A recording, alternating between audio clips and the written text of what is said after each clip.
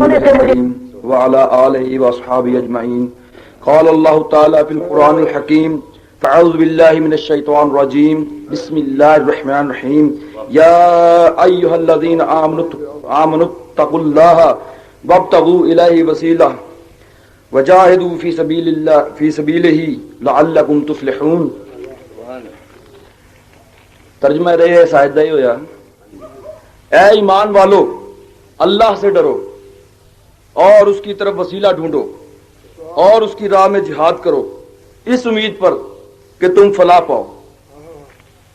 اللہ تبارک تعالیٰ نے قرآن کریم کی اس آیت مبارکہ میں ایمان والوں کو مخاطب کیا، مسلمانوں کو نہیں کیا، ایمان والوں کو مخاطب کیا گیا کہ اے ایمان والو، اللہ سے ڈرو اور اس کے قرب کے لیے کوئی وسیلہ تلاش کرو،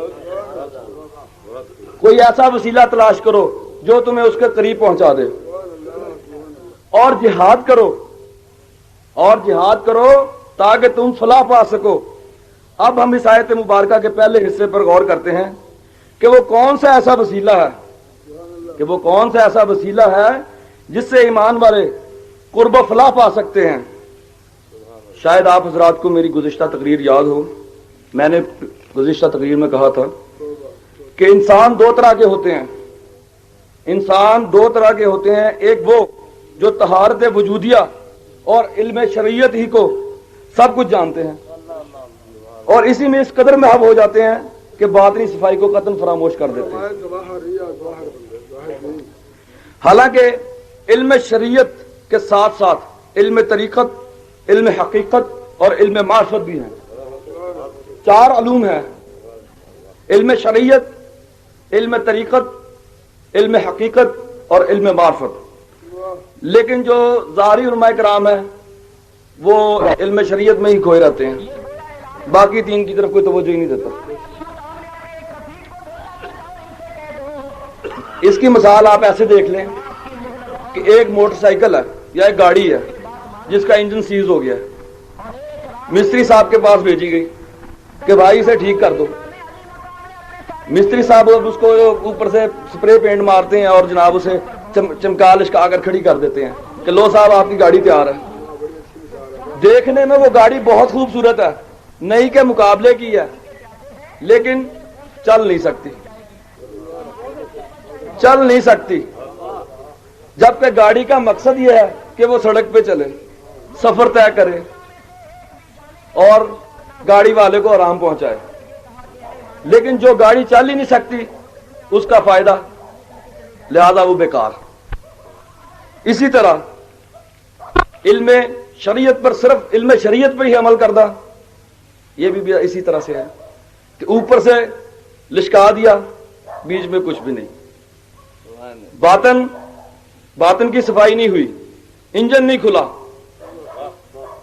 کھلا، اوپر سے سپرے پینٹ مار دیا، نمازیں پڑھ لی، ماتھے پہ محراب آ گیا، گٹے پہ وہ ایک اور گٹا بن گیا، گٹے پہ ایک اور گٹا بن گیا، لیکن فائدہ کوئی نہیں. باطن ویسا کا ویسا. جیسا کہ کوئی صاحب اللہ والے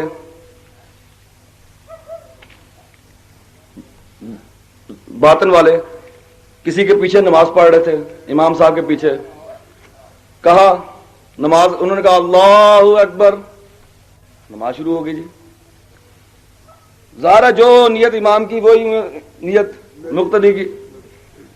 انہوں نے تھوڑی دیر پڑھی، پھر چھوڑ دی نماز، توڑ کے نکل گئے. لوگوں نے کہا بھائی بات کیا، آپ چھوڑ کے نکل گئے؟ انہوں نے کہا بھائی بات یہ ہے کہ امام صاحب کی نیت میں یہ تھا کہ میری گھوڑی بچہ دینے والی ہے، پورے دنوں سے ہے، ایسا نہ ہو کہ اس کے بچے کو گیدڑ لے جائیں، اس کے بچے کو گیدڑ لے جائیں. اب اس کے پیچھے میری نماز کس طرح سے ہو سکتی ہے؟ بس ثابت ہوا کہ نماز گھوڑی بچہ نہیں دے سکتی. سیم چشتی صاحب والی گل.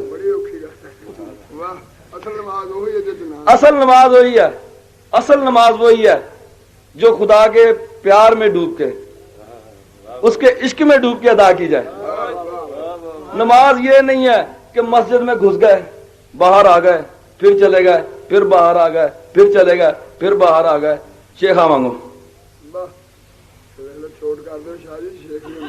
नारे तकबीर, नारे रिसालत, नारे हैदरी, नारे गौसिया। इल्म शरीयत से तहारत वजूदिया तो मुमकिन है, मगर इससे बातिन पर कोई असर नहीं पड़ता। जबकि मंजिल तक पहुंचने के लिए बातिन का साफ होना जरूरी है। बस ऐसे मौके पर किसी कामिल रहनुमा की जरूरत महसूस होती है, और जब तक वो किसी मर्द कामिल का बैयत नहीं होता उसकी रहनुमाई मुमकिन नहीं। जब तक बैत नहीं किसी का होगा, कोई भी दुनिया की ताकत उसकी रहनुमाई नहीं कर सकती। मालूम यह हुआ कि बैयत होना लाजमी है, तो वसीला क्या हुआ? जिसका बैयत हुआ जी। लिहाजा फरमाया कि ये वसीला तलाश करो। हजरत बाबा साहब रहमतुल्लाह अलैह 36 साल तक जोहद करते रहे, चिल्ले काटते रहे, कुछ भी हासिल ना हुआ, मंजिल नहीं मिली। लेकिन जब ख्वाजा कुतुब के पास गए, रहमतुल्लाह अलैह के पास गए, उनसे निस्बत हासिल हुई, उनके बैयत हुए, तो मंजिल सामने नजर आने लगे कि यही मेरी मंजिल है। और आपसे 2200 कुतुब हैं। पर साबित हुआ कि बैयत होना लाजमी है। अब मसला यह आता है कि बैयत क्या है? बैयत क्या है? कई लोग मेरा ख्याल है वैसे मरीद हो इन्ने शौक है शौकी कि यार चले भी है, मेरा ये बड़ा भरा मरीद होया है, मैं भी होया विच पता कोई नहीं कि मसला की है। बैयत, बैयत के मानी फरमा बरदार, लुग़वी मानी है फरमा बरदार होना, किसी का फरमा बरदार होना। इसके मादा अब क्या हुआ? अरबी का लफ्ज है, मादा इसका बे ये ऐन है, बै, मादा इसका बै है। बै के लुग़वी माने हुए बेचना, फरोख्त करना, फरोख्तगी। अब ये मालूम क्या चीज फरोख्त की जाती है? वजूद, ये जिस्म, ये तन, ये फरोख्त करेंगे। कौन सी चीज फरोख्त की जाएगी और किसको फरोख्त की जाएगी? और जिसको फरोख्त की जाएगी उसके किस चीज को फरोख्त की जाएगी? बस अगर वजूद किसी का बैयत हो जाए, वजूद किसी का बै हो जाए, तो जाहिर है वो उसकी अपनी मलकियत नहीं रहा, बाय की अपनी मलकियत नहीं रहा, वो उस मालिक की मलकियत बन गया जिसको बै किया गया है, वो उसकी मलकियत बन गया जिसको बै किया गया है।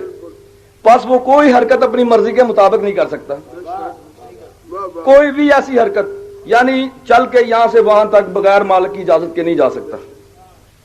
ये स्पीकर पब्लिक वालों का है, माइक्रोफोन उनका बै है, उनकी चीज है, ये मैं खुद नहीं ला सकता, उनसे मांगूंगा। या कोई चीज किसी की बै है, मकान है या कोई जानवर है, तो वो खुद उसकी कोई पोजीशन नहीं है, खुद उसकी कोई हरकत नहीं है।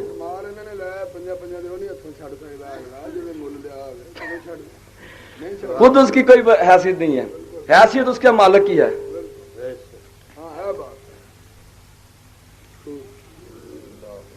अब यह मालूम करना है कि कौन सी चीज बै हुई।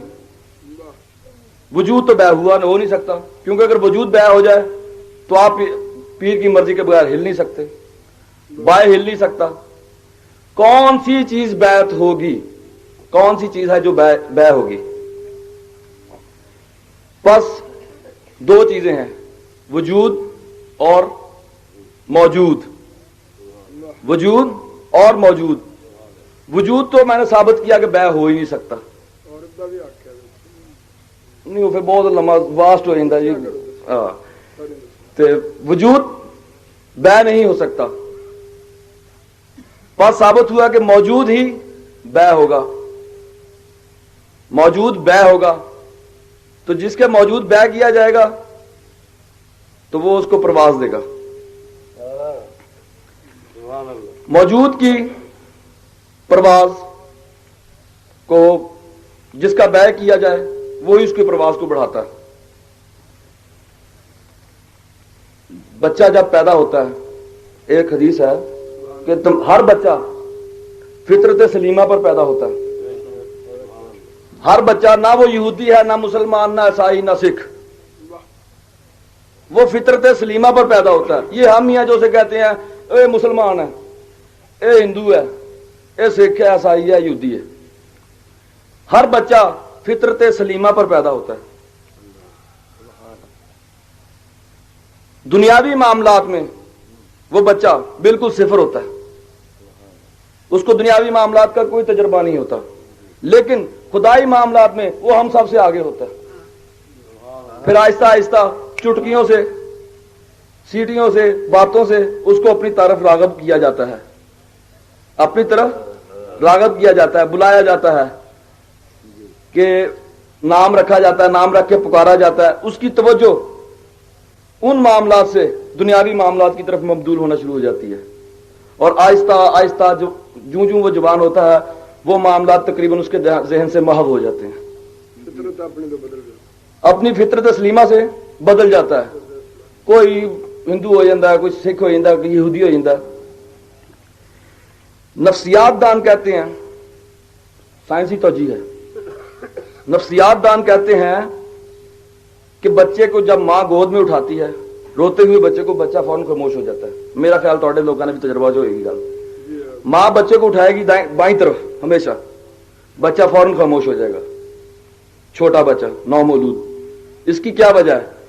نفسیات دان اس کی توجیہ یہ پیش کرتے ہیں کہ بچہ چونکہ ماں کے رحم میں رہا ہوتا ہے، دل کی دھڑکن کو سنتا ہے، محسوس کرتا ہے، تو وہ اپنے جب دل سے لگتا ہے تو اس دھڑکن کو دوبارہ محسوس کرتا ہے، دھڑکن کو دوبارہ محسوس کرتا ہے، اور فوراً اس کو وہی اپنے پرانے حالات میں آ جاتا ہے، پرانی پوزیشن میں سمجھنے لگتا ہے، اپنے آپ کو پرانے حالت میں سمجھنے لگتا ہے کہ یہی میرا، جہاں سے میں چلا تھا وہیں پر آ گیا ہوں، بیرونی شور سے اس کا کوئی تعلق نہیں میرا. لیکن صوفیاء کے نزدیک ایسا نہیں. بچہ جب دل کی دھڑکن سنتا ہے تو وہ رحم کے حالات کو نہیں، خدائی معاملات کو سمجھنے کی کوشش کرتا ہے کہ اس کی توجہ جس طرف سے ممدول کرائی ہوتی ہے وہ دوبارہ اس طرف اپنی توجہ لگا دیتا ہے کہ اس طرف سے میں چلا تھا، دل کی دھڑکن کو سن کے واپس اس طرف آ جاتا ہے. پس ثابت ہوا کہ ہر بچہ فطرت سلیمہ ہے اور خدائی معاملات کو ہم سے بہتر سمجھتا ہے، لیکن دنیاوی معاملات کی طرف ہم اسے آہستہ آہستہ راغب کر لیتے ہیں. پھر وہ کے جی پڑھتا ہے، پہلی، دوسری، تیسری، 10ویں، 12ویں، 13ویں، 14ویں، MSc. جب کسی کا بیعت ہوتا ہے تو پیر کو دوبارہ وہ تمام منازل 14 جماعتیں یا 16 جماعتیں جتنی اس نے پڑھی ہوتی ہیں وہ واپس لے جانی ہوتی ہیں، واپس اسی حالت میں لانا ہوتا ہے جس حالت میں وہ پہلے تھا. لیکن جوان ہونے کے ساتھ ساتھ بچہ جوان ہوا، دنیاوی معاملات کی طرف راغب ہونا شروع ہو گیا، آہستہ آہستہ ہوتے ہوتے خدائی معاملات کو بھول گیا، دنیاوی معاملات کو سمجھ گیا، تو اس کے موجود پر اس کا وجود غالب آ جاتا ہے، اس کے موجود پر وجود غالب آ جاتا ہے. لیکن پیر کامل کا بیعت ہونے کے بعد پیر اس کے وجود کو پاس انفاس، نفی اثبات، سلطان اذکار وغیرہ سے طاقتور بناتا ہے تاکہ اس کا وجود پر حاوی آ جائے، حاوی ہو جائے، اور یوں موجود کی پرواز بڑھتی ہے. حاضرین، ایک بات اپنے اذہان میں محفوظ رکھیں کہ موجود کی کم سے کم رفتار جو ہے وہ 1,98,400 کلومیٹر فی سیکنڈ، 1,98,400 کلومیٹر فی سیکنڈ ہے، یعنی 1,84,000 میل فی سیکنڈ. یہ میلوں میں ہے، وہ کلومیٹر میں ہے، جبکہ اس کے مقابلے میں اس کے وجود کی رفتار 8 کلومیٹر فی گھنٹہ۔ اب دونوں میں آپ اندازہ لگا لیں کہ کس کی رفتار کتنی ہے۔ پھر جوں جوں موجود پرواز کرتا ہے، افلاک کو چھوڑتا ہے، اس کی رفتار میں غیر معمولی اضافہ ہوتا جاتا ہے، حتیٰ کہ اس کی رفتار اس قدر تیز ہو جاتی ہے، اس کی رفتار اس قدر تیز ہو جاتی ہے کہ وہ لامحدود ہو جاتی ہے مقام رفع۔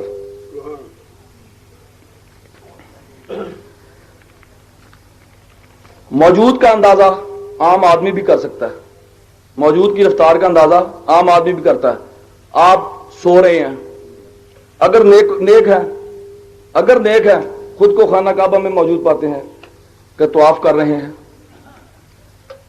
مدینہ منورہ میں ہیں، اور اگر فسق و فجور میں مبتلا ہے تو عورتوں کی جھرمٹ میں خود کو موجود پاتے ہیں۔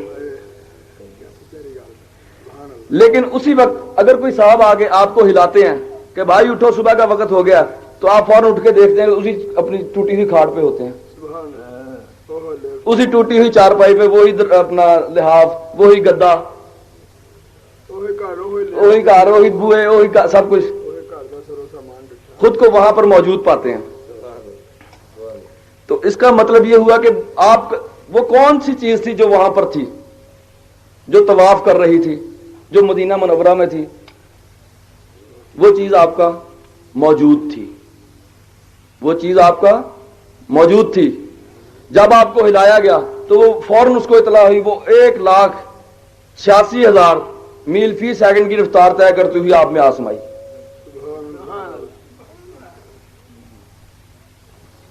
1,86,000 میل فی سیکنڈ کی رفتار سے آپ میں آسمائی، یعنی یہاں سے اسے پہنچنے میں کتنا ٹائم لگا ہوگا؟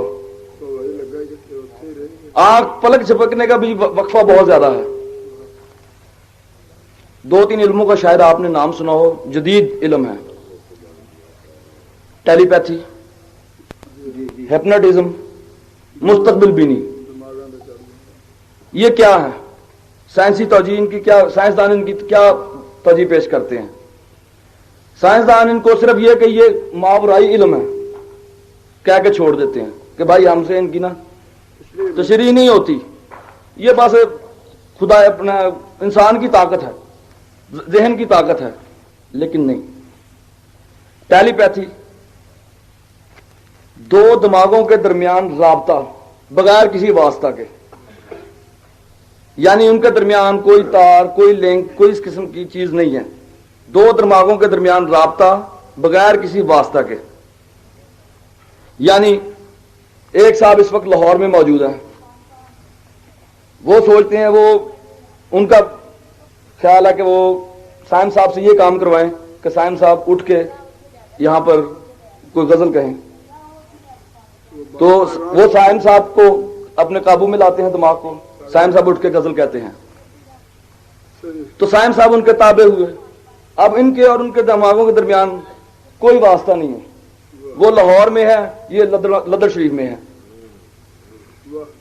کوئی واسطہ نہیں، لیکن بیچ میں رابطہ ہے کہ وہ ان کے دماغ کو حکم دے رہے ہیں کہ آپ اٹھ کے یہ کام کریں۔ ہپنوٹزم میں بھی اسی طرح سے ہے کہ آنکھوں سے آنکھیں ملا کر شہید کیا جاتا ہے،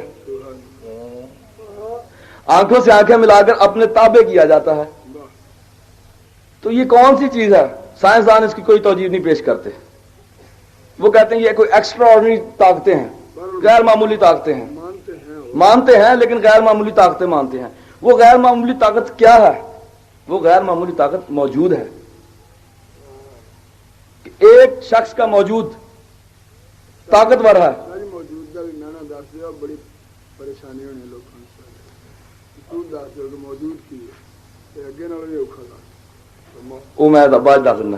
ایک شخص کا موجود طاقتور ہے، دوسرے شخص کا موجود کمزور ہے، جس کا موجود کمزور ہے طاقتور کا موجود اس کے موجود پر غالب آ جائے گا اور اس کے وجود کو کنٹرول کرے گا۔ یہ ہوئی ٹیلی پیتھی۔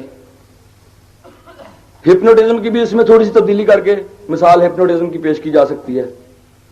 یعنی تمام چکر جو ہوا موجود کا ہوا. اب ایسا ہے کہ موجود سے پرواز موجود کی اسی وقت بنتی ہے جب ترک وجود کیا جائے. جب ترک وجود کیا جائے تو موجود کی پرواز بنتی ہے. موجود جاگتا ہے اس وقت جب وجود سوتا ہے.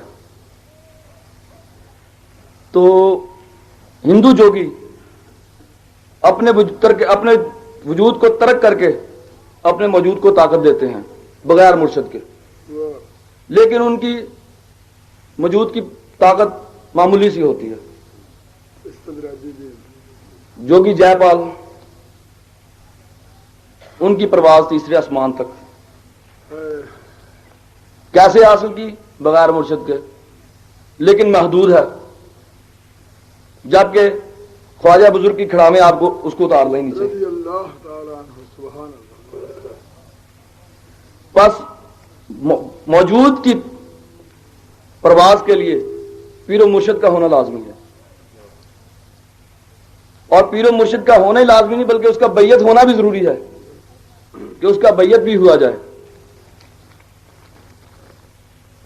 اب ہم دوسری اگلی آیت کو پر غور کرتے ہیں کہ وجاہدوا فی سبیلہ لعلکم تفلحون، کہ جہاد کرو تاکہ فلاح پا سکو. سوال یہ پیدا ہوتا ہے سائم صاحب کہ یہ کون سے جہاد کا ذکر کر دیا؟ یہ کون سا جہاد ہے؟ جہاد بالسیف ہے، جہاد بالقلم ہے، یا جہاد باللسان ہے؟ یہ کون سا جہاد ہے؟ دسنا چاہیے نہیں کیڑا جہاد ہے. یہ جہاد نفس کے خلاف جہاد ہے کہ اپنے نفسوں کے خلاف جہاد کرو، اور اس کو جہاد اکبر کہا گیا کہ یہ سب سے بڑا جہاد ہے. جس طرح موز اور گھوڑے کو چابک مار کر سرکشی سے ہٹایا جاتا ہے، اسی طرح نفس کی بھی تربیت لازمی ہے.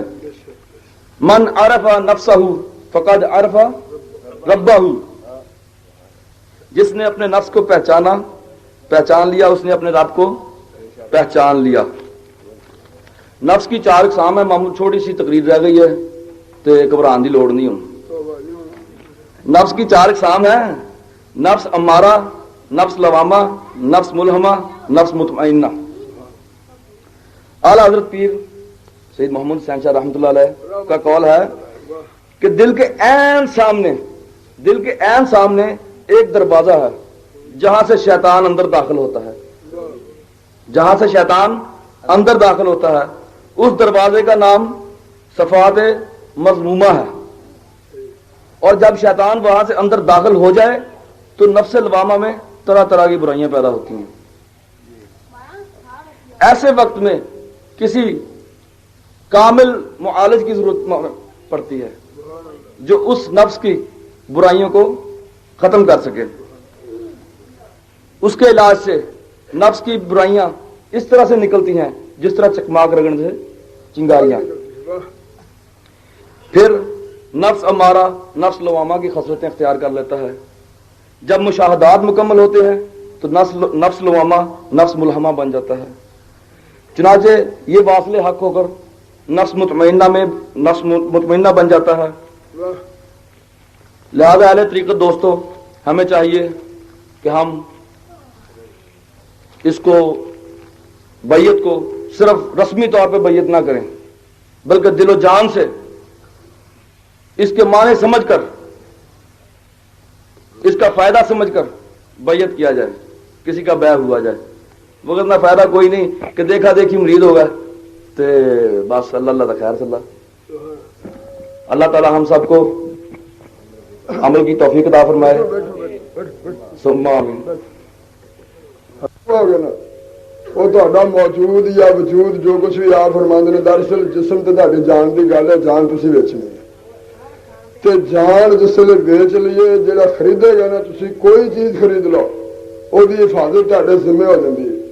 تسی 2 پیسے دی چیز خریدو، 2 لاکھ روپے دی خریدو، 2 آنے دی خریدو، ایک گاں مجھ لے لو گے تو وہ حفاظت تھوڑے ذمہ ہے کہ تھی انہوں پالو موٹی کرو وہ حفاظت کرو انہوں جانوروں کو بچاؤ بکری لے لو مرغی لے لو چھوٹی تو چھوٹی چیز لے لو وڈی تو وڈی چیز جی تھی خرید لو جی تھی بیگ کرا لو اپنے جہد تھی پیسے خرچ لو تمہیں وہ اہمیت اسی ویلے واضح ہو جائے گی جس ویلے تھی پیسے دے دو اسی طرح جہی جان وک جانی ہے یا جہی جان نو پیر نے لے لینا وہ جان کی ذمہ داری وہ آ جاتی تھی تو بچ گئے وکن والا تو بچ گیا جند چھٹی نہ سیاپے لمے کرنے پے نہ ہسار بنا پیا نہ فصیلیں بنایا پہ نہ وہ حفاظت کا کوئی پیسہ خرچ کرنا پیا نہ وہ واسطے کوئی چیز خریدنی پی جہاں بندہ گاں مجھ خرید ہے گاں اگر مجھ کلی پھرتی پی ہے تو جہاں مرضی لے جا سکتا بکری جنگل کلی ہے تو جہے بگیاڑ کی مرضی ہے وہ کسی ایک دی نہیں جہاں بگیاڑ ہوے وہ ملکیت ہے جہاں بھی انہوں کھا سکتا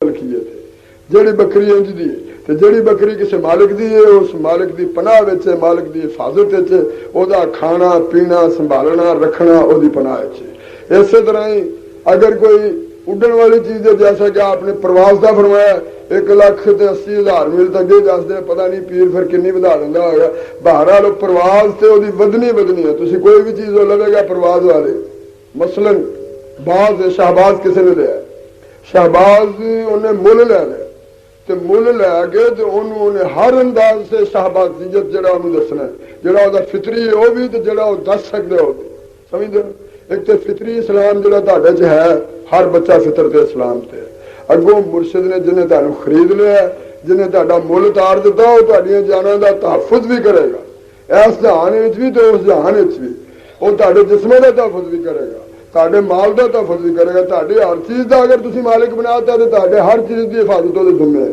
اگر تھوڑی چیز کا مالک بنایا جی تو تھوڑی وہ ذمہ ہے باہر والے تھی خود فیصلہ کرنا کہ جی تھی اپنی ہر چیز کا مالک مرشد نو سمجھ دو تو تاری ہر چیز کی حفاظت مرشد کے ذمہ ہے اگر تے مال نو اگ لگ جاتی ہے چور لٹ لینا تو مطلب یہ کہ تھی وہ مال مرشد کے نام نہیں لایا اگر لایا ہوں تو مرشد یقیناً تحفظ کرتا جس نے تھی اپنی چیز کا تحفظ اپنے ذمہ لیندے وہ تاری مرضی ہے انہوں پاوے چور لٹ لین پاوے رات نو سڑ جائے پاوے دریا چ ڈب جائے پاوے کوئی کھو لے پاوے شیطان لٹ کھڑے اور اگر تا شیخ کے ذمہ لگ چکا ہے تا جان مال وجود جسم ہر چیز تو پھر تاری اس ہر چیز کا تحفظ لازمی طور سے مرشد کے ذمہ ہے جڑا وہ خرید چکا ہے اس لیے کہ ہر خریدار اپنی چیز کی حفاظت کرے پاوے وہ چیز سستی ہوے عرصہ ہوے گراں ہوے مہنگی ہوے خریدن والا اپنی چیز نو ضائع نہیں کرتا یہ حضرت دے بیان دا تے ان ارشادات دا مختصر جہا تجزیہ تے مختصر جہا پنجابی ترجمہ